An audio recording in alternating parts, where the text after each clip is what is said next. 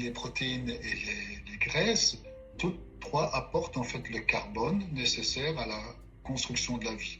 Mais pour que ce carbone qui est nécessaire à la construction de nos corps, même du petit bébé à la naissance, il Mhm. faut qu'il y ait des éléments, des micro-éléments, donc sous forme de vitamines ou d'oligo-éléments, donc certains, on va dire, le fer, le calcium, le magnésium, ainsi de suite, qui sont très importants.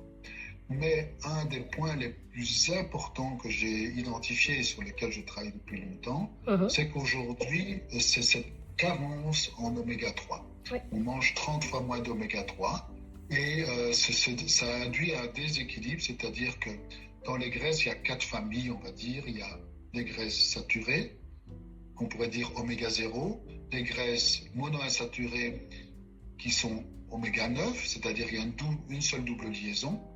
C'est comme l'huile d'olive notamment, Mhm. qui est très riche en acides gras monoinsaturés, oméga 9. Et il y a les graisses polyinsaturées, et dans les polyinsaturées, il y a les oméga 6 et il y a les oméga 3.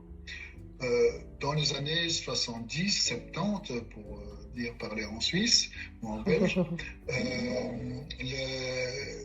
on a mis en avant l'importance d'avoir des acides gras polyinsaturés, mais à cette époque, on n'avait pas encore fait la distinction des oméga 6 et des oméga 3, qui avaient deux grandes familles. Il Mhm. a fallu attendre 10 ans pour comprendre que ces deux grandes familles avaient des effets totalement opposés. Et